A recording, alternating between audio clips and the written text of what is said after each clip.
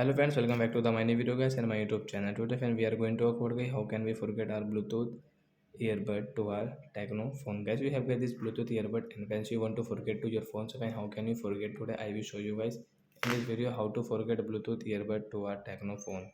So before starting video, friend, first of all go and subscribe the channel guys, click the bell icon, like my video. First of all guys, we will on our phone setting to forget it.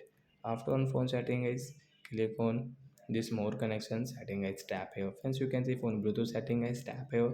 Friends, you can see guys, we have connected guys this P20 TWS Bluetooth earbud, and once you can see the setting option, tap here guys, this icon guys, you will have to click here. Hence you want to change guys the device name, so as you can change from here if you want. So and guys, you can see the forget option guys, tap here, forget this device, then it will forget to your phone guys. You cannot use guys, if you use guys, you will have to connect again.